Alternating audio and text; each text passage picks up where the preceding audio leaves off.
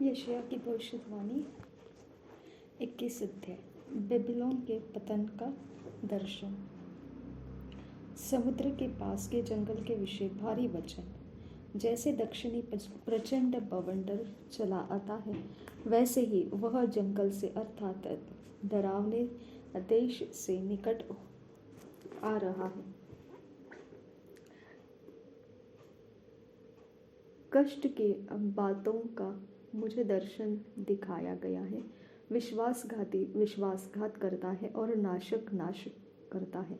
हे एलाम, चढ़ाई कर, हे मदय घेर ले, उसका सब कराहना में बंद करता हूँ। इस कारण मेरी कटी में कठिन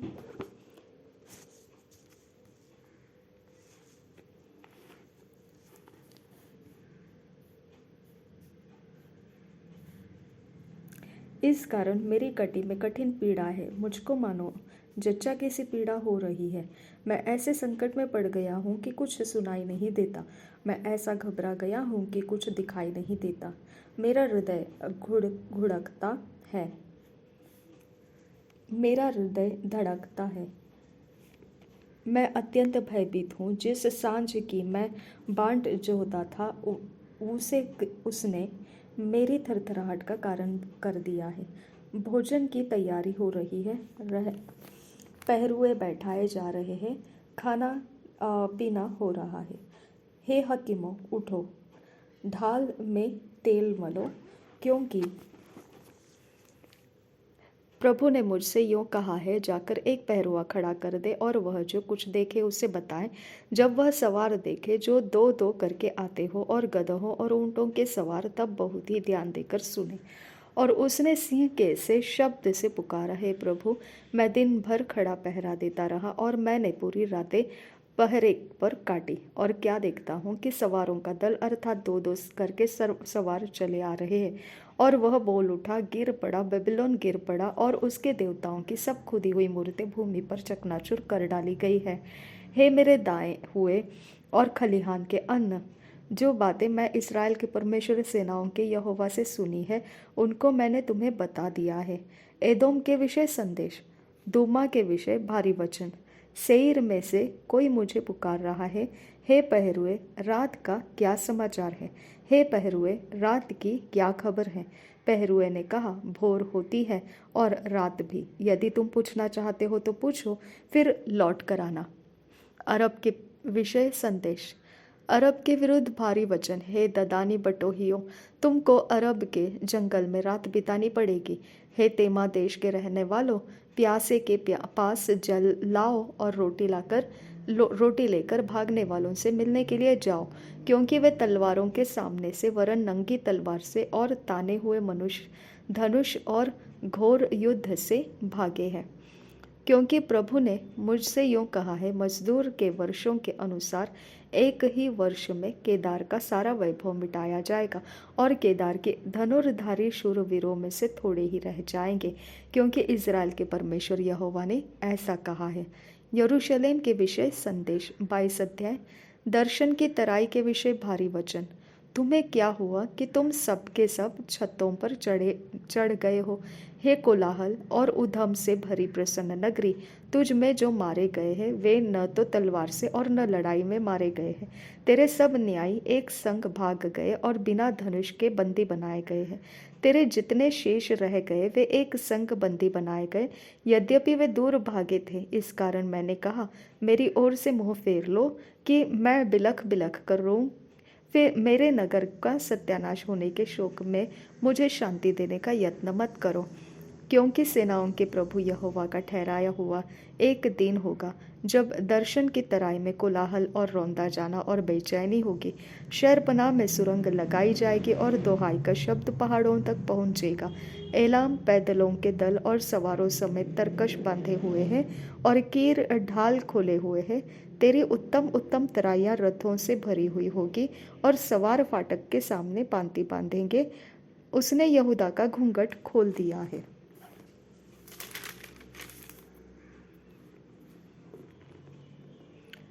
उस दिन तूने वन नामक भवन के अस्त्र शस्त्र का स्मरण किया और तूने दाऊदपुर की शहरपनाह की दरारों को देखा कि वे बहुत है, और तूने निचले पोखरे के जल को इकट्ठा किया और यरूशलेम के घरों को गिनकर शहरपनाह दृढ़ करने के लिए घरों को ढा दिया।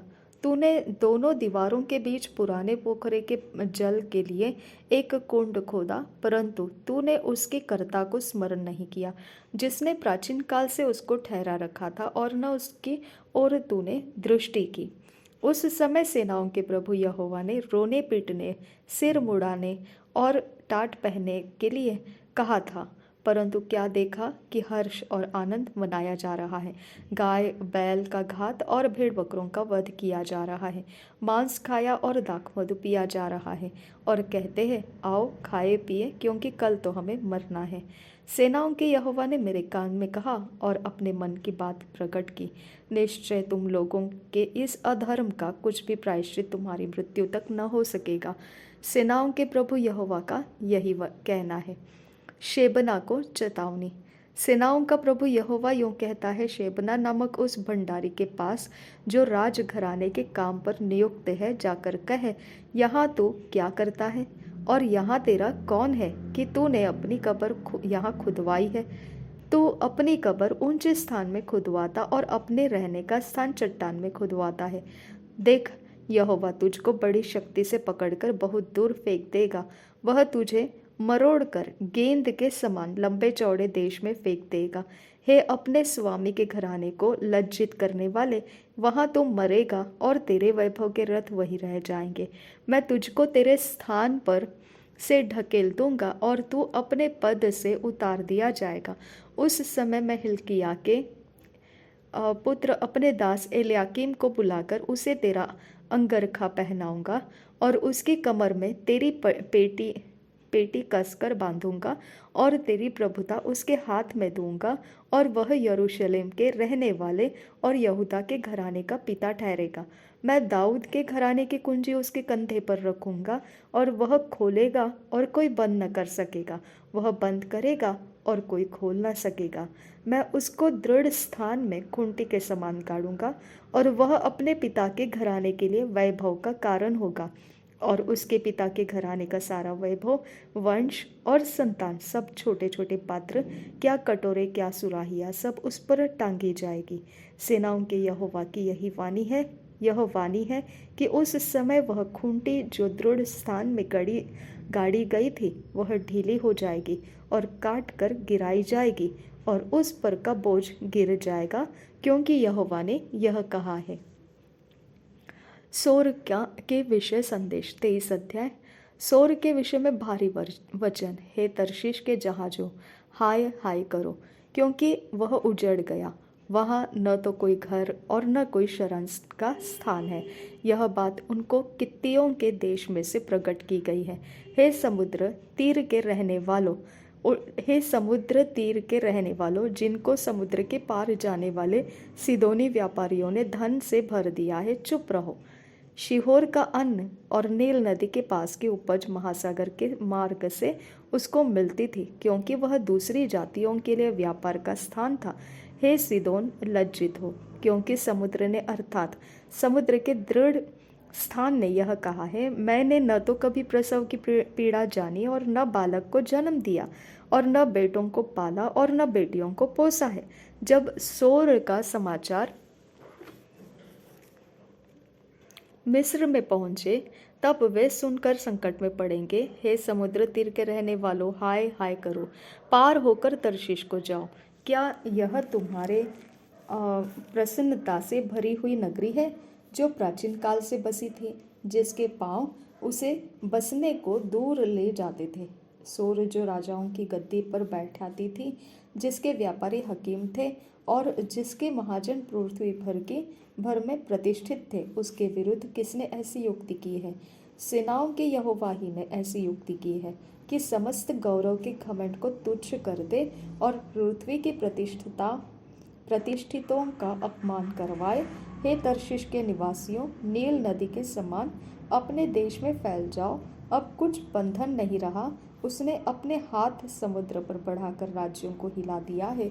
यहोवा ने कनान के दृढ़ किलों को नष्ट करने की आज्ञा दी है और उसने कहा है, हे सीदोन, हे भ्रष्ट की हुई कुमारी, तो फिर प्रसन्न होने की नहीं, उठ, पार होकर कित्तियों के पास जा, परंतु वहाँ भी तुझे चैन न मिलेगा।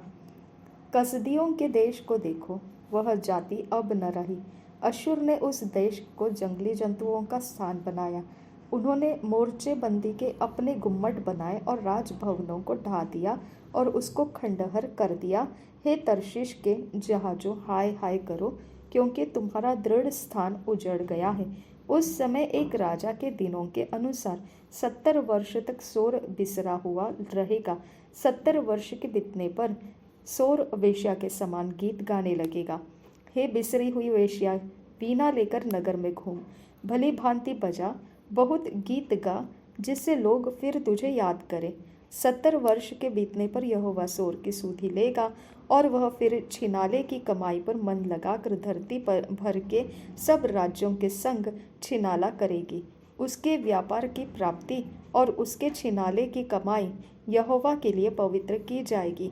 वह न भंडार में रखी जाएगी, न संचय की जाएगी, क्योंकि उसके व्यापार की प्राप्ति उन्हीं के काम में आएगी जो यहोवा के सामने रहा करेंगे, कि उनको भरपूर भोजन और चमकीला वस्त्र मिले। परमेश्वर पृथ्वी का न्याय करेगा। 24 अध्याय। सुनो, यहोवा पृथ्वी को निर्जन और सुनसान करने पर है। वह उसको उलटकर उसके रहने वालों को तितर बितर करेगा, और जैसी यजमान की वैसी याजक की, जैसी दास की वैसी स्वामी की, जैसी दासी की वैसी स्वामिनी की, जैसी लेने वाले की वैसी बेचने वाले की, जैसी उधार देने वाले की वैसी उधार लेने वाले की, जैसी ब्याज लेने वाले की वैसी ब्याज देने वाले की, सबों की एक ही दशा होगी। पृथ्वी शून्य और उजाड़ हो जाएगी, क्योंकि यहोवा ही ने यह कहा है। पृथ्वी विलाप करेगी और मुरझाएगी, जगत कुम्हलाएगा और मुरझा जाएगा। पृथ्वी के महान लोग भी कुम्हला जाएंगे। पृथ्वी अपने रहने वालों के कारण अशुद्ध हो गई है, क्योंकि उन्होंने व्यवस्था का उल्लंघन किया और विधि को पलट डाला और सनातन वाचा को तोड़ दिया है। इस कारण पृथ्वी को शाप ग्रसेगा और उसमें रहने वाले दोषी ठहरेंगे, और इसी कारण पृथ्वी के निवासी भस्म होंगे और थोड़े ही मनुष्य रह जाएंगे। नया दाख मधु जाता रहेगा, दाख लता मुरझा जाएगी, और जितने मन में आनंद करते हैं सब लंबी लंबी सांस लेंगे। डफ का सुखदायी शब्द बंद हो जाएगा, प्रसन्न होने वालों का कोलाहल जाता रहेगा। वीणा का सुखदायी शब्द शांत हो जाएगा, वे गाकर फिर दाख मधु न पिएंगे। पीने वाले को मदिरा कड़वी लगेगी, गड़बड़ी मचाने वाली नगरी नष्ट होगी। उसका हर एक घर ऐसा बंद किया जाएगा कि कोई घुस न सकेगा। सड़कों में लोग दाख मधु के लिए चिल्लाएंगे, आनंद मिट जाएगा, देश का सारा हर्ष जाता रहेगा, नगर उजाड़ ही उजाड़ रहेगा। उसके फाटक तोड़कर नष्ट किए जाएंगे, क्योंकि पृथ्वी पर देश देश के लोगों में ऐसा होगा जैसे कि जैतून के झाड़ने के समय या दाख तोड़ने के बाद कोई कोई फल रह जाते हैं। वे लोग गला खोलकर जय जयकार करेंगे और यहोवा के महात्म्य को देखकर समुद्र से ललकारेंगे। इस कारण पूर्व में यहोवा की महिमा करो और समुद्र के द्वीपों में इस्राएल के परमेश्वर यहोवा के नाम का गुणानुवाद करो। पृथ्वी के छोर से हमें ऐसे गीत की ध्वनि सुन पड़ती है कि धर्मी की महिमा और बड़ाई हो। परंतु मैंने कहा, हाय हाय, मैं नष्ट हो गया, नष्ट, क्योंकि विश्वासघाती विश्वासघात करते, वे बड़ा ही विश्वासघात करते हैं। हे पृथ्वी के रहने वालों, भय और गड़हा और फंदा तुम्हारे लिए है। जो कोई भय के शब्द से भागे वह गड़हे में गिरेगा, और जो कोई गड़हे में से निकले वह फंदे में फंसेगा। क्योंकि आकाश के झरोखे खुल जाएंगे और पृथ्वी की नींव डोल उठेगी। पृथ्वी फटकर टुकड़े टुकड़े हो जाएगी। पृथ्वी अत्यंत कंपायमान होगी, वह मतवाल के समान बहुत डगमगाएगी और मचान के समान डोलेगी। वह अपने पाप के बोझ से दबकर गिरेगी और फिर न उठेगी, उस समय ऐसा होगा कि यहोवा आकाश की सेना को आकाश में और पृथ्वी के राजाओं को पृथ्वी ही पर दंड देगा। वे बंदियों के समान गड्ढे में इकट्ठे किए जाएंगे और बंदी गृह में बंद किए जाएंगे, और बहुत दिनों के बाद उनकी सुधि ली जाएगी। तब चंद्रमा संकुचित हो जाएगा और सूर्य लज्जित होगा, क्योंकि सेनाओं का यहोवा सिय्योन पर्वत पर और यरूशलेम में अपनी प्रजा के पुरनियों के सामने प्रताप के साथ राज्य करेगा। परमेश्वर की स्तुति का गीत। 25 अध्याय। हे यहोवा, तू मेरा परमेश्वर है, मैं तुझे सराहूंगा, मैं तेरे नाम का धन्यवाद करूंगा, क्योंकि तूने आश्चर्य कर्म किए हैं।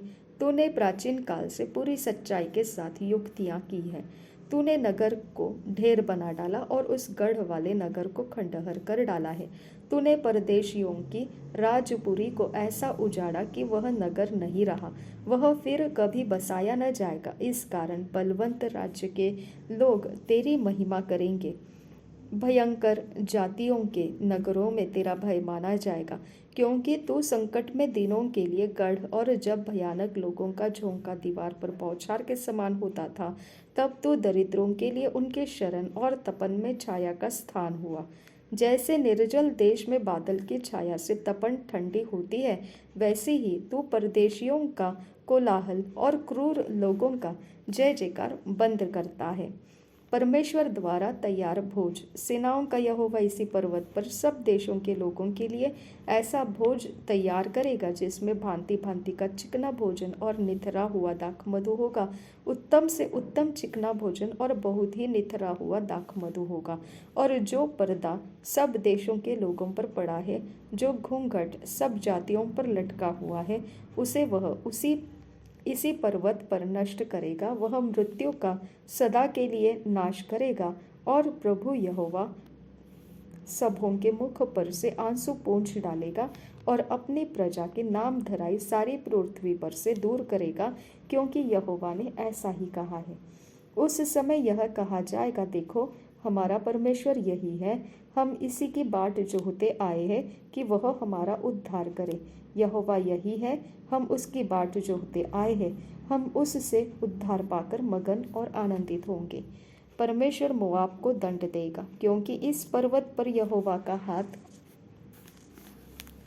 सर्वदा बना रहेगा, और मोआब अपने ही स्थान में ऐसा लताड़ा जाएगा जैसा घूरे में पुआल लताड़ा जाता है। वह उसमें अपने हाथ इस प्रकार फैलाएगा जैसे कोई तैरते हुए फैलाए, परंतु वह उसके गर्व को तोड़ेगा और उसकी चतुराई को निष्फल कर देगा। उसकी ऊंची ऊंची और दृढ़ शहरपनाहों को वह झुकाएगा और नीचा करेगा, वरन भूमि पर गिराकर मिट्टी में मिला देगा। परमेश्वर अपने लोगों को विजयी करेगा। 26 अध्याय। उस समय यहूदा देश में यह गीत गाया जाएगा, हमारा एक दृढ़ नगर है। उद्धार का काम देने के लिए वह उसके शहरपना और गढ़ को नियुक्त करता है। फाटकों को खोलो कि सच्चाई का पालन करने वाले एक धर्मी जाति प्रवेश करे। जिसका मन तुझ में धीरज धरे हुए है, उसकी तू पूर्ण शांति के साथ रक्षा करता है, क्योंकि वह तुझ पर भरोसा रखता है। यहोवा पर सदा भरोसा रख, क्योंकि प्रभु यहोवा सनातन चट्टान है। वह ऊंचे पद वाले को झुका देता, जो नगर ऊंचे पर बसा है उसको वह नीचे कर देता। वह उसको भूमि पर गिराकर मिट्टी में मिला देता है। वह पांवों से और वरन दरिद्रों के पैरों से रौंदा जाएगा। धर्मी का मार्ग सच्चाई है, तू जो स्वयं सच्चाई है, तू धर्मी की अगुवाई करता है। हे यहोवा, तेरे न्याय के मार्ग में हम लोग तेरी बाट जोहते आए हैं। तेरे नाम के स्मरण की हमारे प्राणों में लालसा बनी रहती है। रात के समय मैं जी से तेरी लालसा करता हूँ। मेरा संपूर्ण मन यत्न के साथ तुझे ढूंढता है, क्योंकि जब तेरे न्याय के काम पृथ्वी पर प्रकट होते हैं, तब जगत के रहने वाले धर्म को सीखते हैं। दुष्ट पर चाहे दया भी की जाए, तो भी वह धर्म को न सीखेगा। धर्म राज्य में भी वह कुटिलता करेगा, और यहोवा का महात्म्य उसे सूझ न पड़ेगा। हे यहोवा, तेरा हाथ बढ़ा हुआ है, पर वे नहीं देखते, परंतु वे जानेंगे कि तुझे प्रजा के लिए कैसी जलन है और लजाएंगे। तेरे बैरी आग से भस्म होंगे। हे यहोवा, तू हमारे लिए शांति ठहराएगा। हमने जो कुछ किया है उसे तू ही ने हमारे लिए किया है। हे हमारे परमेश्वर यहोवा, तेरे सिवाय और स्वामी भी हम पर प्रभुता करते थे, परंतु तेरी कृपा से हम केवल तेरे ही नाम का गुणानुवाद करेंगे। वे मर गए हैं, फिर कभी जीवित नहीं होंगे। उनको मरे बहुत दिन हुए, वे फिर नहीं उठने के।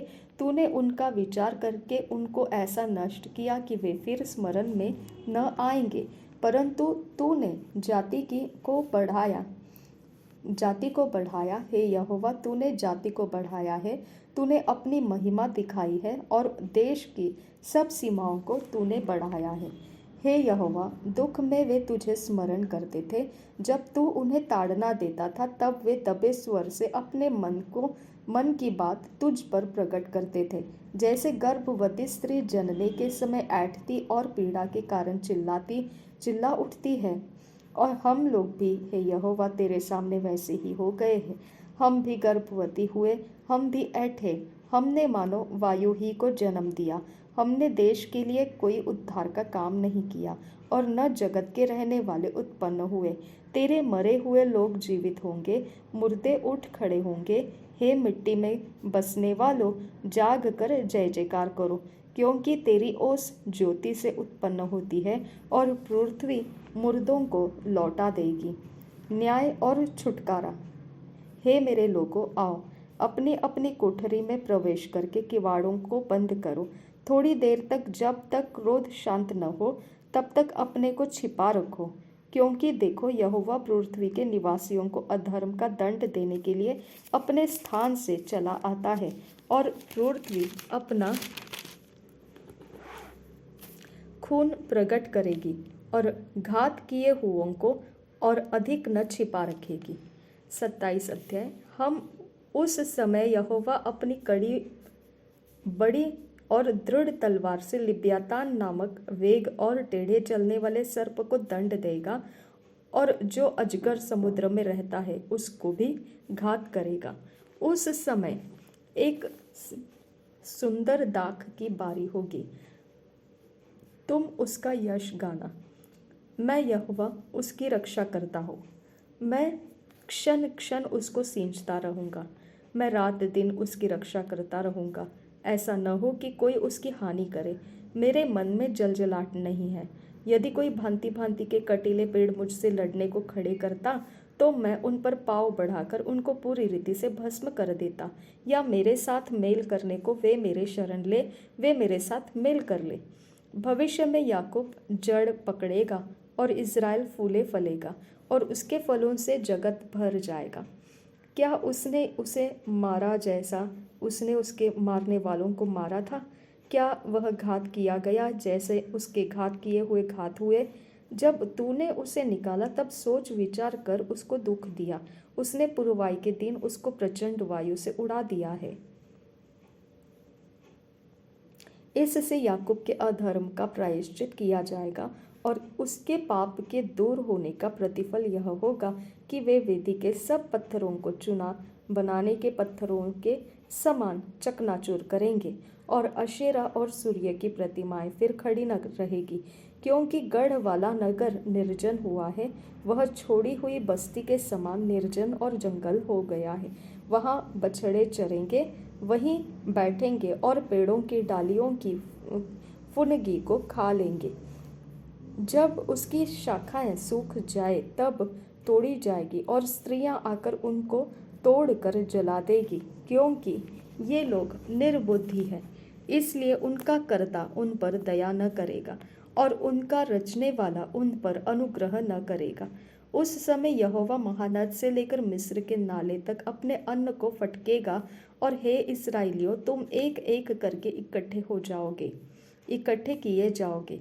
उस समय बड़ा नरसिंगा फूंका जाएगा, और जो अश्शूर देश में नष्ट हो रहे थे और जो मिस्र देश में बरबस बसाए हुए थे, वे यरूशलेम में आकर पवित्र पर्वत पर यहोवा को दंडवत करेंगे।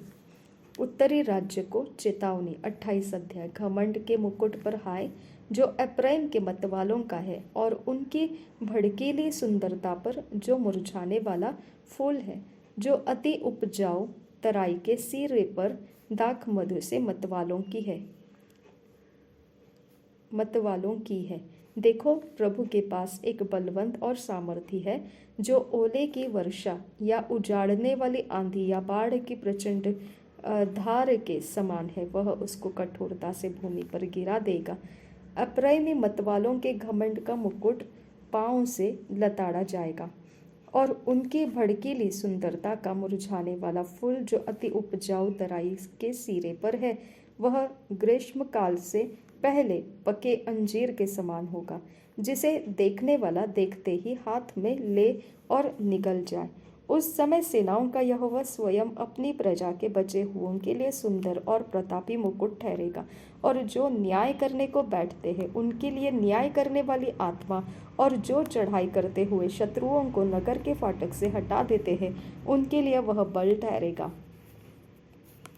यशिया और नशे में चूर यहूदा के भविष्यद्वक्ता, ये भी दाख मधु के कारण डगमगाते और मदिरा से लड़खड़ाते हैं। याजक और नबी भी मदिरा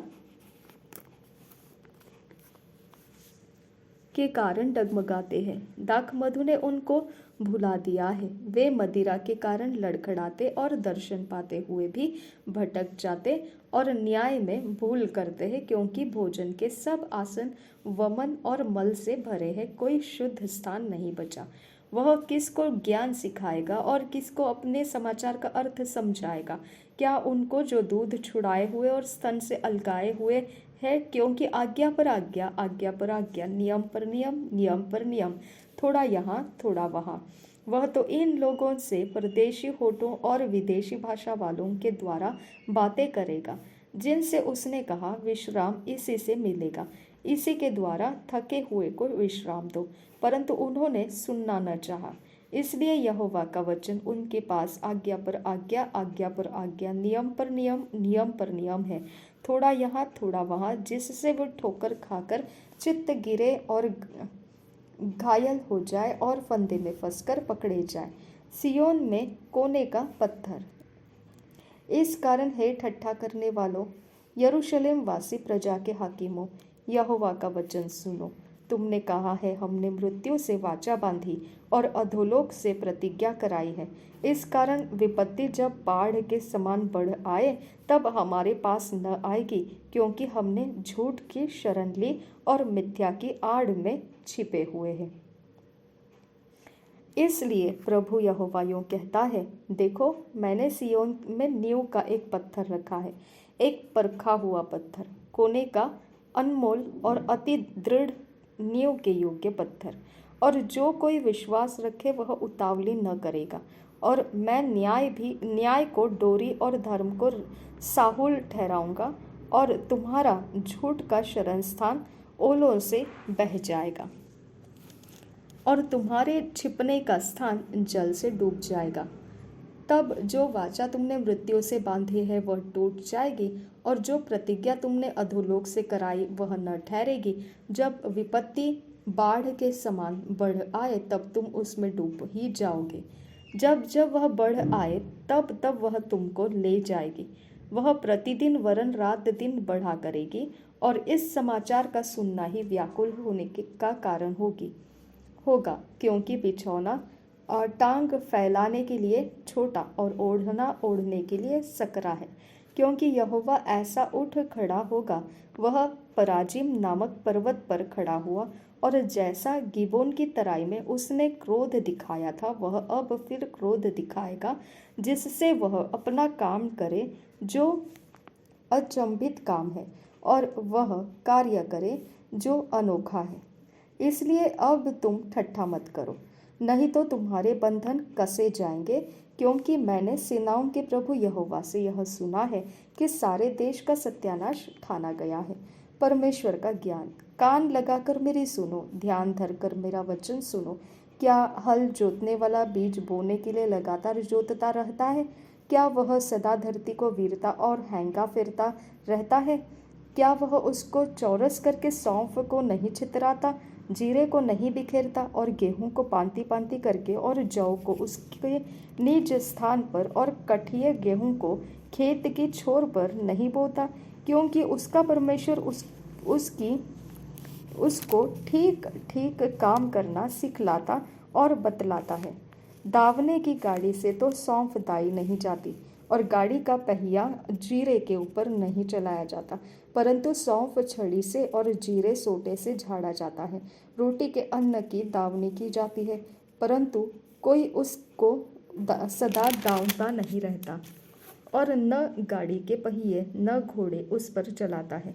वह उसे चूर चूर नहीं करता। यह भी सेनाओं के यहोवा की ओर से नियुक्त हुआ है। वह अद्भुत युक्ति वाला और महाबुद्धिमान है। यरूशलेम नगर पर हाय। 29 अध्याय। हाय अरियल अरियल हाय उस नगर पर जिसमें दाऊद छावनी किए हुए रहा। वर्ष पर वर्ष जोड़ते जाओ, उत्सव के पर्व अपने अपने समय पर मनाते जाओ। तो भी मैं तो अरियल को संकट में डालूंगा, वहाँ रोना पीटना रहेगा और वह मेरी दृष्टि में सचमुच अरियल सा ठहरेगा। मैं चारों ओर तेरे विरुद्ध छावनी करके तुझे कोटों से घेर लूंगा और तेरे विरुद्ध गढ़ बनाऊंगा। तब तू गिराकर भूमि में डाला जाएगा और धूल पर से बोलेगा और तेरी बात भूमि से धीमी धीमी सुनाई देगी। तेरा बोल भूमि पर से प्रेत का सा होगा और तू धूल में से गुनगुनाकर बोलेगा। तब तेरे परदेशी बैरियों की भीड़ सूक्ष्म धूल के समान और उन भयानक लोगों की भीड़ भूसे के समान उड़ाई जाएगी। सेनाओं का यहोवा अचानक बादल गरजाता, भूमि को कंपाता और महाध्वनि करता, बवंडर और आंधी चलाता और नष्ट करने वाली अग्नि भड़काता हुआ उसके पास आएगा। और जातियों की सारी भीड़ जो अरियल से युद्ध करेगी और जितने लोग उसके और उसके गढ़ के विरुद्ध लड़ेंगे और उसको संकट में डालेंगे, वे सब रात के देखे हुए स्वप्न के समान ठहरेंगे। और जैसा कोई भूखा स्वप्न में तो देखता है कि वह खा रहा है, परंतु जाग कर देखता है कि उसका पेट भूखा ही है, या कोई प्यासा स्वप्न में देखे कि वह पी रहा है, परंतु जाग कर देखता है कि उसका गला सूखा जाता है और वह प्यासा मर रहा है, वैसे ही उन सब जातियों की भीड़ की दशा होगी जो सिय्योन पर्वत से युद्ध करेगी।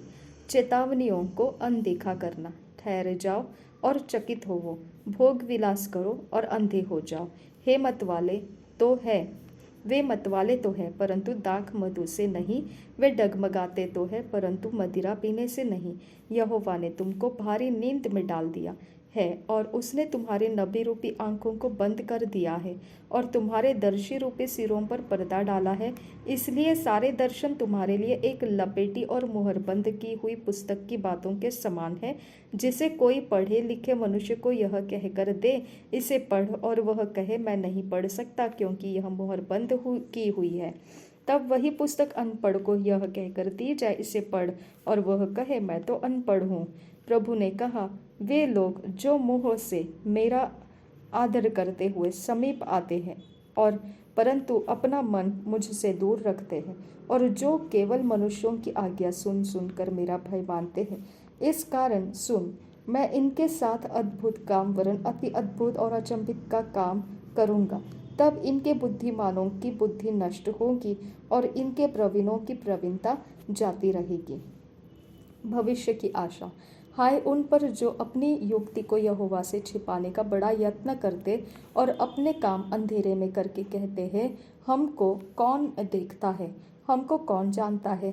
तुम्हारी कैसी उल्टी समझ है। क्या कुम्हार मिट्टी के तुल्य गिना जाएगा? क्या बनाई हुई वस्तु अपने कर्ता के विषय कहे, उसने मुझे नहीं बनाया, या रची हुई वस्तु अपने रचने वाले के विषय कहे, वह कुछ समझ नहीं रखता। क्या अब थोड़े ही दिनों के बीतने पर लबानोन फिर फलदाई बारी न बन जाएगा और फलदाई बारी जंगल न गिनी जाएगी? उस समय बहिरे पुस्तक की बातें सुनने लगेंगे और अंधे जिन्हें अभी कुछ नहीं सूझता वे देखने लगेंगे। नम्र लोग यहोवा के कारण फिर आनंदित होंगे और दरिद्र मनुष्य इस्राएल के पवित्र के कारण मगन होंगे, क्योंकि उपद्रवी फिर न रहेंगे और ठट्ठा करने वालों का अंत होगा। और जो अनर्थ करने के लिए जागते रहते हैं, जो मनुष्यों की बातों में फंसाते हैं और जो सभा में न्याय करने वाले के लिए फंदा लगाते और धर्म को व्यर्थ बात के द्वारा बिगाड़ बिगाड़ देते हैं, वे सब मिट जाएंगे। इस कारण अब्राहम का छुड़ाने वाला यहोवा याकूब के घराने के विषय यूं कहता है, याकूब को फिर लज्जित होना न पड़ेगा, उसका मुख फिर नीचा न होगा, क्योंकि जब उसके संतान मेरा काम देखेंगे जो मैं उनके बीच में करूँगा, तब वे मेरे नाम को पवित्र ठहराएंगे। वे याकूब के पवित्र को पवित्र मानेंगे और इज़राइल के परमेश्वर का अति भय मानेंगे। उस समय जिनका मन भटका हो वे बुद्धि प्राप्त करेंगे, और जो कुड़कुड़ाते हैं वे शिक्षा ग्रहण करेंगे। मिस्र के साथ व्यर्थ की वाचा। 30 अध्याय। यहोवा की यह वाणी है, हाय उन बलवा करने वाले लड़कों पर जो युक्ति तो करते परंतु मेरी ओर से नहीं, वाचा तो बांधते परंतु मेरे आत्मा के सिखाए नहीं, और इस प्रकार पाप पर पाप बढ़ाते हैं। वे मुझसे बिन पूछे मिस्र को जाते हैं कि फिरौन की रक्षा में रहे और मिस्र की छाया में शरण ले। इसलिए फिरौन का शरण स्थान तुम्हारी लज्जा का और मिस्र की छाया में शरण लेना तुम्हारी निंदा का कारण होगा। उसके हकीम सोवन में आए तो है और उसके दूत अब हानेस में पहुँचे हैं। वे सब एक ऐसी जाति के कारण लज्जित होंगे जिससे उनका कुछ लाभ न होगा, जो सहायता और लाभ के बदले लज्जा और नाम धराई का कारण होगी। दक्षिण देश के पशुओं के विषय भारी वचन। वे अपनी धन संपत्ति को जवान गदहों की पीठ पर और अपने खजानों को ऊंटों के कुबड़ों पर लादे हुए संकट और सकेती के देश में होकर, जहाँ सिंह और सिंहनी, नाग और उड़ने वाले तेज विषधर सर्प रहते हैं, उन लोगों के पास जा रहे हैं जिनसे उनको लाभ न होगा, क्योंकि मिस्र की सहायता व्यर्थ और निकम्मी है। इस कारण मैंने उसको बैठी रहने वाली रहब कहा है। आज्ञा न मानने वाले लोग। अब जाकर उसको उनके सामने पत्थर पर खोद और पुस्तक में लिख कि वह भविष्य के लिए वरन सदा के लिए साक्षी बनी रहे, क्योंकि वे बलवा करने वाले लोग और झूठ बोलने वाले लड़के हैं जो यहोवा की शिक्षा को सुनना नहीं चाहते। वे दर्शियों से कहते हैं दर्शी मत बनो, और नबियों से कहते हैं हमारे लिए ठीक नबूवत मत करो, हमसे चिकनी चुपड़ी बातें बोलो, धोखा देने वाली नबूवत करो, मार्ग से मुड़ो, पथ से हटो, इसराइल के पवित्र को हमारे सामने से दूर करो। इस कारण इसराइल का पवित्र यूं कहता है, तुम लोग जो मेरे इस वचन को निकम्मा जानते और अंधेर और कुटिलता पर भरोसा करके उन्हीं पर टेक लगाते हो, इस कारण यह अधर्म तुम्हारे लिए ऊंची दीवार का टूटा हुआ भाग होगा, जो फटकर गिरने पर हो, और यह अचानक पल भर में टूटकर गिर पड़ेगा और कुम्हार के बर्तन के समान फूटकर ऐसा चकनाचूर होगा कि उसके टुकड़ों का एक ठिकरा भी न मिलेगा, जिससे अंगीठी में से आग ली जाए या हौद में से जल निकाला जाए। प्रभु यहोवा इज़राइल का पवित्र यूं कहता है, लौट आने और शांत रहने में तुम्हारा उद्धार है, शांत रहने और भरोसा रखने में तुम्हारी वीरता है। परंतु तुमने ऐसा नहीं किया। तुमने कहा नहीं, हम तो घोड़ों पर चढ़कर भागेंगे, इसलिए तुम भागोगे, और वह यह भी कहा हम तेज सवारी पर चलेंगे, इसलिए तुम्हारा पीछा करने वाले उससे भी तेज होंगे। एक ही की धमकी से 1000 भागेंगे और 5 की धमकी से तुम ऐसा भागोगे कि अंत में तुम पहाड़ की चोटी के डंडे या टीले के ऊपर की ध्वज के समान रह जाओगे, जो चिन्ह के लिए गाड़े जाते हैं। तो भी यहोवा इसलिए विलंब करता है कि तुम अनुग्रह करो, और इसलिए ऊंचे उठेगा कि तुम पर दया करे, क्योंकि यहोवा न्यायी परमेश्वर है। क्या ही धन्य है वे जो उस पर आशा लगाए रहते हैं। परमेश्वर अपने लोगों को आशीष देगा। हे सियोन के लोगों, तुम यरूशलेम में बसे रहो, तुम फिर कभी न रोओगे। वह तुम्हारी दोहाई सुनते ही तुम पर निश्चय अनुग्रह करेगा, वह सुनते ही तुम्हारी मानेगा। चाहे प्रभु तुम्हें विपत्ति की रोटी और दुख का जल भी दे, तो भी तुम्हारे उपदेशक फिर न छिपे। और तुम अपनी आंखों से अपने उपदेशकों को देखते रहोगे। जब कभी तुम दाहिने या बाईं ओर मुड़ने लगो, तब तुम्हारे पीछे से बर्तन तुम्हारे कानों में यह वचन तुम्हारे कानों में पड़ेगा, मार्ग यही है, इसी पर चलो। तब तुम यह चांदी जिससे तुम्हारी खुदी हुई मूर्तियाँ गढ़ी है, और सोना जिससे तुम्हारी ढली हुई मूर्तियाँ आभूषित है, अशुद्ध करोगे। तुम उनको मैले कुचले वस्त्र के समान फेंक दोगे और कहोगे, दूर हो। वह तुम्हारे लिए जल बरसाएगा कि तुम खेत में बीज बो सको, और भूमि की उपज भी उत्तम और बहुतायत से होगी। उस समय तुम्हारे जानवरों को लंबे चौड़ी चराई मिलेगी, और बैल और गधे जो तुम्हारे खेत के काम में आएगी, वे सूप और डालियों से फटका हुआ स्वादिष्ट चारा खाएंगी। उस महासंहार के समय जब गुम्मट गिर पड़ेंगे, जब ऊंचे ऊंचे पहाड़ों और पहाड़ियों पर नालियों और सोते पाए जाएंगे, उस समय यहोवा अपनी प्रजा के लोगों को का घाव बांधेगा और उनकी चोट को चंगा करेगा। तब चंद्रमा का प्रकाश सूर्य का प्रकाश 7 गुना होगा, अर्थात सप्ताह भर का प्रकाश एक दिन में होगा। परमेश्वर अश्शूर को दंड देगा। देखो, यहोवा दूर से चला आता है, उसका प्रकोप भड़क उठा है, और धुएं का बादल उठ रहा है। उसके होठ क्रोध से भरे हुए, और उसके जीभ भस्म करने वाली आग के समान है। उसके सांस ऐसे उमंडने वाली नदी के समान है, जो गले तक पहुँचती है। वह सब जातियों को नाश के सूप से फटकेगा, और देश देश के लोगों को भटकाने के लिए उनके जबड़ों में लगाम लगाएगा। तब तुम पवित्र पर्व की रात का सा गीत गाओगे, और जैसा लोग यहोवा के पर्वत की ओर उससे मिलने को, जो इज़राइल की चट्टान है, बंसुली बजाते हुए जाते हैं, वैसे ही तुम्हारे मन में भी आनंद होगा। और यहोवा अपनी प्रतापी वाणी सुनाएगा, और अपना क्रोध भड़काता और आग की लौ से भस्म करता हुआ, और प्रचंड आंधी और अति वर्षा और ओलों के साथ अपना भुजबल दिखाएगा। अश्शूर यहोवा के शब्द की शक्ति से नष्ट हो जाएगा, वह उसे सोटे से मारेगा। जब जब यहोवा उसको दंड देगा, तब तब साथ ही डफ और वीणा बजेगी, और वह हाथ बढ़ाकर उसको लगातार मारता रहेगा। बहुत काल से तोपेत तैयार किया गया है, वह राजा ही के लिए ठहराया गया है। वह लंबा, चौड़ा और गहरा भी बनाया गया है। वहाँ की चीता में आग और बहुत सी लकड़ी है। यहोवा की सांसें जलती हुई गंधक की धारा है, धारा के समान उसको सुलगाएगी।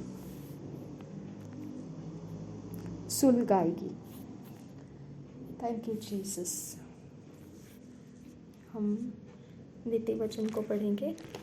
आज का तारीख है 17। आज 17 अध्याय पढ़ेंगे।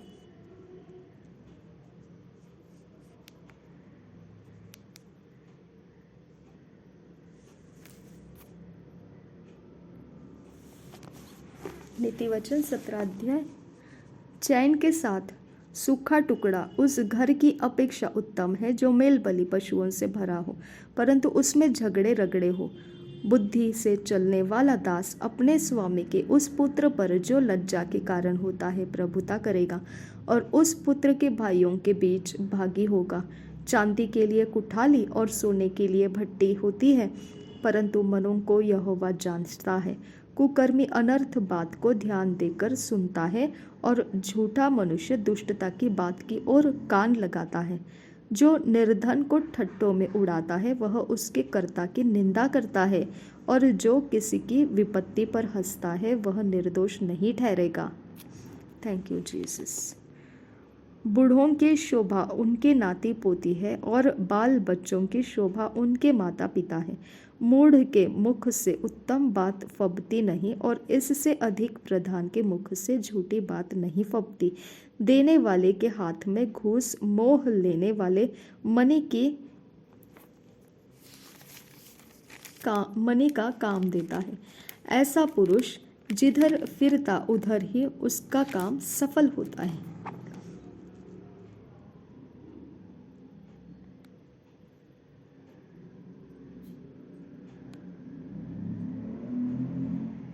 जो दूसरे के अपराध को ढांप देता वह प्रेम का खोजी ठहरता है, परंतु जो बात की चर्चा बार बार करता है वह परम मित्रों में भी फूट करा देता है। वह एक घुड़की समझने वाले के मन में जितनी गड़ जाती है उतना 100 बार मार खाना मूर्ख के मन में नहीं गड़ता। बुरा मनुष्य दंगे ही का यत्न करता है, इसलिए उसके पास क्रूर दूत भेजा जाएगा।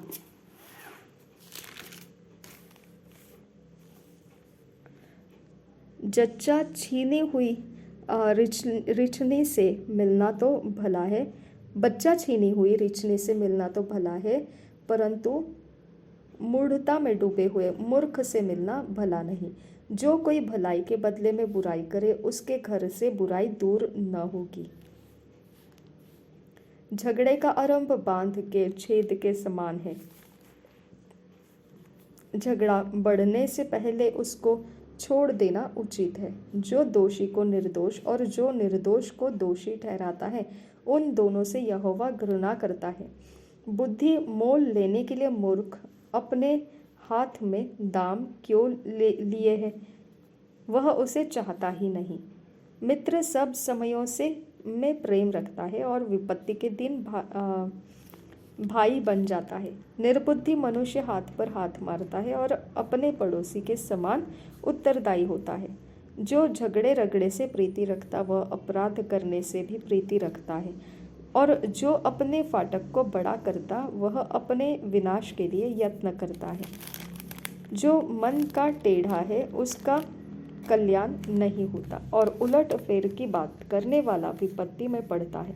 जो मूर्ख को जन्म देता है वह उससे दुख ही पाता है, और मूढ़ के पिता को आनंद नहीं होता।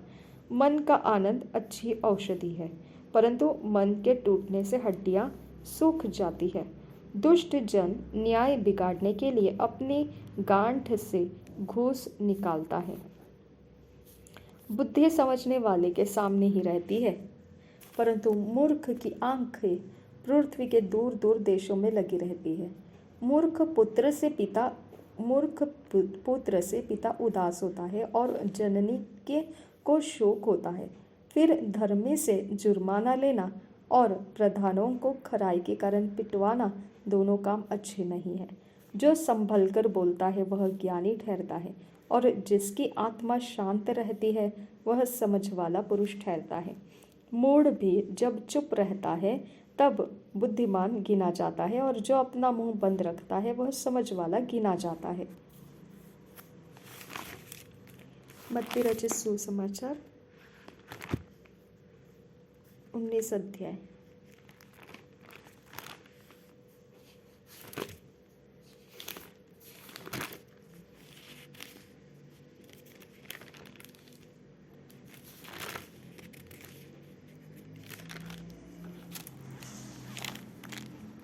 तलाक के विषय यीशु का शिक्षण।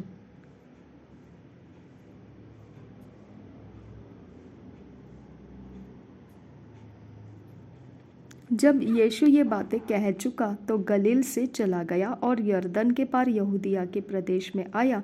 तब बड़ी भीड़ उसके पीछे हो ली और उसने वहां उन्हें चंगा किया। तब फरीसी उसकी परीक्षा करने के लिए उस पास आकर कहने लगे, क्या हर एक कारण से अपनी पत्नी को त्यागना उचित है? उसने उत्तर दिया, क्या तुमने नहीं पढ़ा कि जिसने उन्हें बनाया उसने आरंभ से नर और नारी बनाकर कहा। इस कारण मनुष्य अपने माता पिता से अलग होकर अपनी पत्नी के साथ रहेगा और वे दोनों एक तन होंगे। अतः वे अब दो नहीं परंतु एक तन है। इसलिए जिसे परमेश्वर ने जोड़ा है उसे मनुष्य अलग न करे। उन्होंने उससे कहा, फिर मूसा ने यह क्यों ठहराया कि त्याग पत्र देकर उसे छोड़ दे? उसने उनसे कहा, मूसा ने तुम्हारे मन की कठोरता के कारण तुम्हें अपनी अपनी पत्नी को छोड़ देने की आज्ञा दी, परंतु आरंभ से ऐसा नहीं था।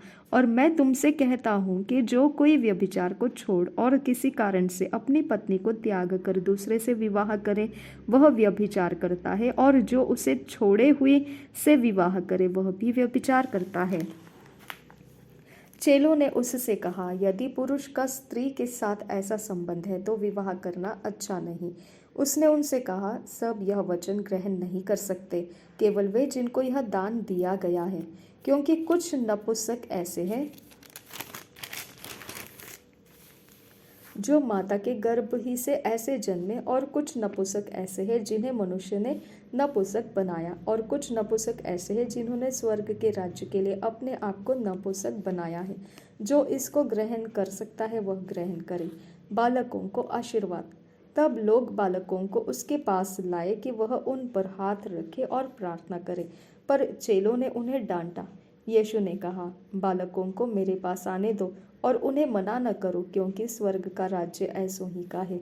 और वह उन पर हाथ रखकर वहां से चला गया। धनी युवक और अनंत जीवन। एक मनुष्य यीशु के पास आया और उससे कहा, हे गुरु, मैं कौन सा भला काम करूं कि अनंत जीवन पाऊं? उसने उससे कहा, तू मुझसे भलाई के विषय में क्यों पूछता है? भला तो एक ही है, पर यदि तू जीवन में प्रवेश करना चाहता है तो आज्ञाओं को माना कर। उसने उससे कहा, कौन सी आज्ञा? यीशु ने कहा, यह कि हत्या न करना, व्यभिचार न करना, चोरी न करना, झूठी गवाही न देना, अपने पिता और अपने माता का आदर करना, और अपने पड़ोसी से अपने समान प्रेम रखना। उस जवान ने उससे कहा, इन सबको तो मैंने माना है, अब मुझ में किस बात की घटी है? यीशु ने उससे कहा, यदि तू सिद्ध होना चाहता है तो जा, अपना माल बेचकर कंगालों को दे, और तुझे स्वर्ग में धन मिलेगा, और आकर मेरे पीछे हो ले। परंतु वह जवान यह बात सुन उदास होकर चला गया, क्योंकि वह बहुत धनी था। तब यीशु ने अपने चेलों से कहा, मैं तुमसे सच कहता हूँ कि धनवान का स्वर्ग के राज्य में प्रवेश करना कठिन है।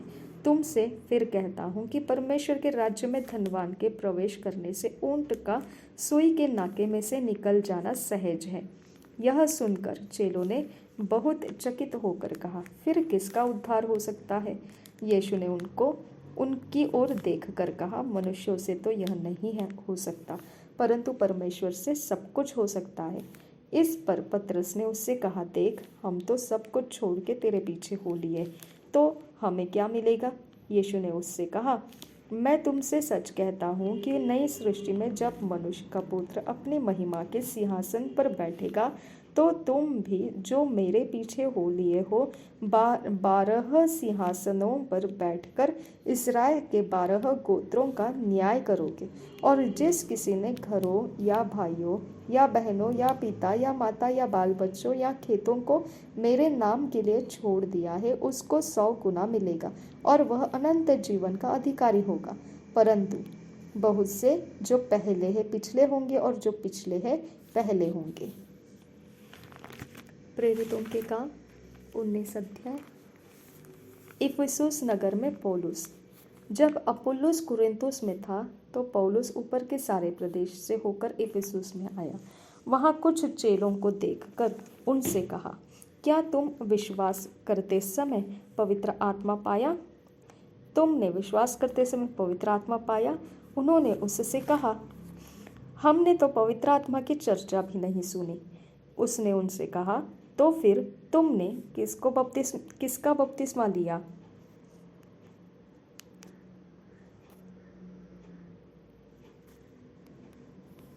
उन्होंने कहा, यूहन्ना का बपतिस्मा। पौलुस ने कहा, यूहन्ना ने यह कहकर मन फिराव का बपतिस्मा दिया कि जो मेरे बाद आने वाला है उस पर, अर्थात यीशु पर विश्वास करना। यह सुनकर उन्होंने प्रभु यीशु के नाम में बपतिस्मा लिया। जब पौलुस ने उन पर हाथ रखे तो पवित्र आत्मा उन पर उतरा, और वे भिन्न भिन्न भाषा बोलने और भविष्यवाणी करने लगे। सब लगभग 12 पुरुष थे। वह आराधनालय में जाकर 3 महीने तक निडर होकर बोलता रहा और परमेश्वर के राज्य के विषय में विवाद करता और समझाता रहा।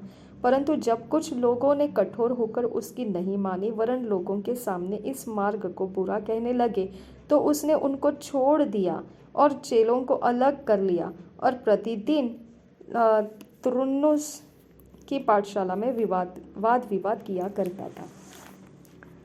2 वर्ष तक यही होता रहा, यहाँ तक कि आसिया के रहने वाले, क्या यहूदी क्या यूनानी, सब ने प्रभु का वचन सुन लिया। परमेश्वर पौलुस के हाथों से सामर्थ्य के अनोखे काम दिखाता था, यहाँ तक कि रुमाल और अंगोछे उसकी देह से स्पर्श कराकर बीमारों पर डालते थे और उनकी बीमारियां जाती रहती थी और दुष्ट आत्माओं में उनमें से निकल जाया करती थी। परंतु कुछ यहूदी जो झाड़ा फूकी करते फिरते थे यह करने लगे कि जिनमें दुष्ट आत्मा हो उन पर प्रभु यीशु का नाम यह कहकर फूके, जिस यीशु का प्रचार पौलुस करता है, मैं तुम्हें उसी की शपथ देता हूँ। और स्किवा नाम के एक यहूदी महायाजक के 7 पुत्र थे जो ऐसा ही करते थे। पर दुष्ट आत्मा ने उनको उत्तर दिया, यीशु को मैं जानती हूँ और पौलुस को भी पहचानती हूँ, परंतु तुम कौन हो? और उस मनुष्य ने जिसमें दुष्ट आत्मा थी उन पर लपक कर और उन्हें वश में लाकर उन पर ऐसा उपद्रव किया कि वे नंगे और घायल होकर उस घर से निकल भागे। यह बात इफिसुस के रहने वाले सब यहूदी और यूनानी भी जान गए और उन सब पर भय छा गया और प्रभु यीशु के नाम की बड़ाई हुई। जिन्होंने ये विश्वास किया था उनमें से बहुतेरों ने आकर अपने अपने कामों को मान लिया और प्रकट किया। जादू करने वालों में से बहुतों ने अपनी अपनी पोथियां इकट्ठी करके सबके सामने जला दी और जब उनका दाम जोड़ा गया तो 50,000 चांदी के सिक्कों के बराबर निकला। इस प्रकार प्रभु का वचन बलपूर्वक फैलता और प्रबल होता गया। जब ये बातें हो चुकी तो पौलुस ने आत्मा में ठाना कि मकिदुनिया और अखाया से होकर यरूशलेम को जाऊं और कहा, वहां जाने के बाद मुझे रोम को भी देखना अवश्य है। इसलिए अपनी सेवा करने वालों में से तीमुथियुस और इरास्तुस को मकिदुनिया भेजकर आप कुछ दिन आसिया में रह गया। इफिसुस में उपद्रव। उस समय उस पंथ के विषय में बड़ा हुल्लड़ हुआ, क्योंकि दिमेत्रियोस नाम का एक सुनार अरतिमिस के चांदी के मंदिर बनवाकर कारीगरों को बहुत काम दिलाया करता था। उसने उनको और ऐसी ही वस्तुओं के कारीगरों को इकट्ठा करके कहा, हे मनुष्य, तुम जानते हो कि इस काम से हमें कितना धन मिलता है। तुम देखते और सुनते हो कि केवल इफिसुस ही में नहीं वरन प्रायः सारे आसिया में यह कह कर इस पौलुस ने बहुत से लोगों को समझाया और भरमाया भी है कि जो हाथ की कारीगरी है वे ईश्वर नहीं। इससे अब केवल इसी बात का ही डर नहीं है कि हमारे इस धंधे की प्रतिष्ठा जाती रहेगी, वरन यह कि महान देवी अरितमिस का मंदिर तुच्छ समझा जाएगा और जिसे सारा आसिया और जगत पूजता है उसका महत्व भी जाता रहेगा। वे यह सुनकर क्रोध से भर गए और चिल्ला चिल्ला कर कहने लगे, इफिसियों की अरितमिस महान है। और सारे नगर में बड़ा कोलाहल मच गया और लोगों ने मकिदुनिया वासी गयुस और अरिस्तर्कुस को, जो पौलुस के संगी यात्री थे, पकड़ लिया और एक साथ रंगशाला में दौड़ गए। जब पौलुस ने लोगों के पास भीतर जाना चाहा तो चेलों ने उसे जाने न दिया। आसिया के हाकिमों में से भी उसके कई मित्रों ने उसके पास कहला भेजा और विनती की कि रंगशाला में जाकर जोखिम न उठाना। वहाँ कोई कुछ चिल्लाता था और कोई कुछ, क्योंकि सभा में बड़ी गड़बड़ी हो रही थी और बहुत से लोग तो यह जानते भी नहीं थे कि हम किस लिए इकट्ठे हुए हैं। तब उन्होंने सिकंदर को, जिसे यहूदियों ने खड़ा किया था, भीड़ में से आगे बढ़ाया। सिकंदर हाथ से संकेत करके लोगों के सामने उत्तर देना चाहता था, परंतु जब उन्होंने जान लिया कि वह यहूदी है तो सबके सब एक शब्द से कोई 2 घंटे तक चिल्लाते रहे, इफिसियों की अरितमिस महान है। तब नगर के मंत्री ने लोगों को शांत करके कहा, हे इफिसुस के लोगों, कौन नहीं जानता कि इफिसियों का नगर महान देवी अरितमिस के मंदिर और ज्यूस की ओर से गिरी हुई मूर्ति का टहलुआ है। अतः अब की इन बातों का खंडन ही नहीं हो सकता, तो उचित है कि तुम शांत रहो और बिना सोचे विचारे कुछ न करो, क्योंकि तुम इन मनुष्यों को लाए हो जो न मंदिर के लूटने वाले हैं और न हमारी देवी के निंदक है। यदि देमेत्रियुस और उसके साथी कारीगरी को किसी से विवाद हो तो कचहरी खुली है और हाकिम भी है, वे एक दूसरे पर नालिश करें। परंतु यदि तुम किसी और बात के विषय में कुछ पूछना चाहते हो तो नियत सभा में फैसला किया जाएगा, क्योंकि आज के बलवे के कारण हम पर दोष लगाए जाने का डर है, इसलिए कि इसका कोई कारण नहीं और हम इस भीड़ के इकट्ठा होने का कोई उत्तर न दे सकेंगे। यह कहकर उसने सभा को विदा किया। Thank you Jesus. धन्यवाद करते हैं पिता परमेश्वर, आपने हमारे अंदर ये वचन को भरने के लिए पिता ये समय हमको दिया, इसके लिए धन्यवाद करते हैं। परमेश्वर तू हमारा रक्षक है, हमारी चिंता करने वाला तू ही परमेश्वर है। मेरे पिता परमेश्वर, हमारे हर एक आत्मा प्राण शरीर के साथ क्या होता है और क्या नहीं होता है, इसका सब कुछ तूने वचन के अंदर देकर रखा है। मेरे पिता परमेश्वर, तेरा वचन हमारे हृदय के अंदर जब आ गया है, अब मेरे पिता हमारे आत्मा प्राण शरीर का हर गलती हर गुनाह तू धोकर माफ़ कर दे। प्रभु यीशु के लहू से धोकर माफ़ कर दे। हम पिता परमेश्वर अपनी अज्ञानता, मूर्खता और परमेश्वर मूढ़ता के कोई भी काम जिसके कारण परमेश्वर हमारा आत्मा प्राण शरीर किसी के फंदे में फंसा या बिगड़ा हुआ है, या कहीं पर पिता हमारे पिता शैतानी जगत के साथ युद्ध में खुदा परमेश्वर हम कहीं पर भी भटक चुके ऐसी अवस्था में है, कोई भी एरिया ऑफ लाइफ है, प्रभु यीशु तेरे लहू से हम अपने आत्मा प्राण शरीर को शुद्ध करते हैं, पवित्र करते हैं और तेरे हाथों में आ जाते हैं, क्योंकि तेरा वचन हमें सरल मार्ग देता है। सिधाई और खराई के मार्ग से हमारी वो अगुवाई करता है। तेरा वचन अंधेरे को दूर करता है। हमारे हृदय की मलिनता जो पाप के कारण, अशुद्ध कारण और परमेश्वर के विरोध ढिठाई करने के कारण जो मजबूत और कड़ी गर्दन घमंड के साथ चढ़ाई हुई आंखें ऐसा बर्ताव करती है, मेरे परमेश्वर वो हृदय जो ज़मीन कड़क कर चुकी है, कठिन पथरीला बन चुकी है, जिसके अंदर वचन को लिया नहीं जा रहा है, मेरे परमेश्वर वो सारी ज़मीन का आज तू इलाज कर मेरे पिता। मेरे परमेश्वर उसी ज़मीन के अंदर फंसे हुए हमारे हर एक आगे भविष्य है खुदा, तेरे राज्य के काम है खुदा, उस ज़मीन को तोड़कर अपने लायक बना, उसके अंदर तेरे बीज उपजने दे और तू हमारी उस ज़मीन की रखवाली कर। मेरे परमेश्वर तेरा वचन हमारे अकेले में काउंसिल करे हमको, तेरा वचन तेरी समझ हमको दे, तुझे पसंद आता है वो मार्ग हमको सिखाए। परमेश्वर तेरा वचन हमारी सोच के अंदर पहला स्थान पकड़ ले। मेरे परमेश्वर तेरे वचन का बलवा करके पिता हम तेरे वचन को तोड़कर आगे जाने वाले मत बनने दे। मेरे परमेश्वर तेरे वचन के सामने नम्र रहना हमारे लिए परमेश्वर जीवनदायी है, हमें नम्र रहना सिखा।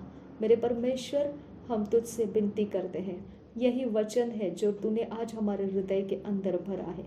इसी वचन के द्वारा आज से परमेश्वर तेरे स्वर्ग का सेना हमारी मदद करने के लिए दौड़ कर आएगा।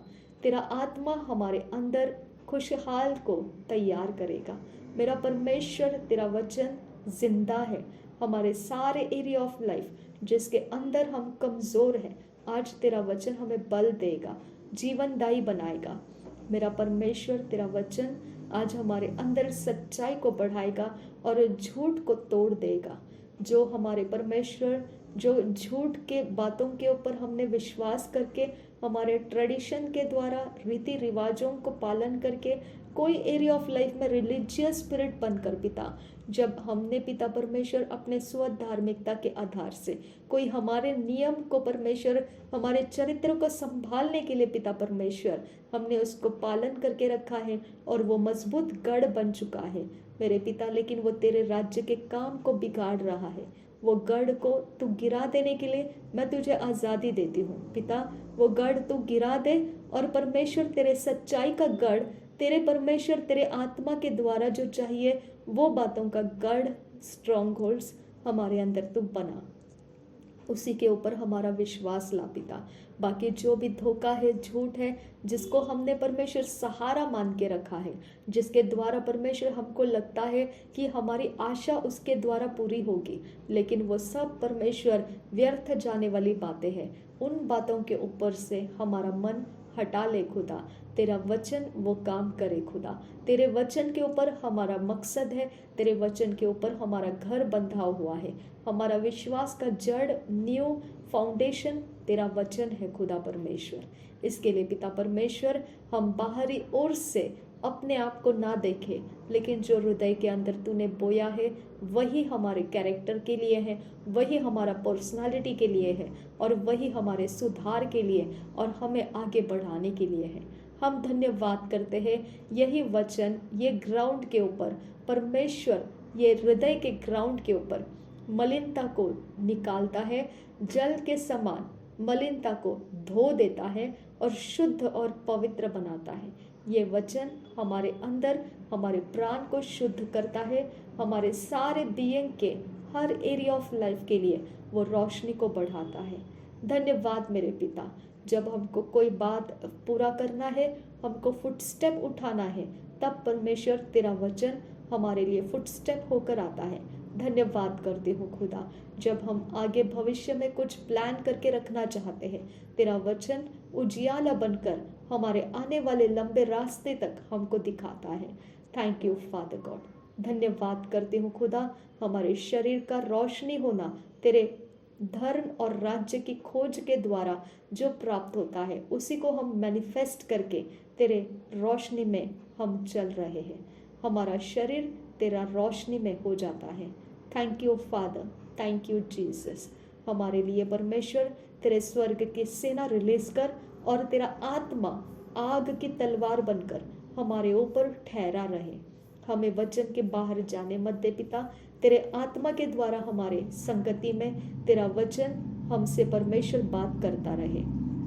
पिता परमेश्वर तेरे पवित्र लहू के घेरे में हम सबको रख, हम हर एक चीज में तेरे लहू में रहे, आते जाते उठते बैठते हमारे सारे एरिया ऑफ लाइफ तेरे लहू से भर जाए प्रभु यीशु, तेरे लहू से भर जाए यीशु।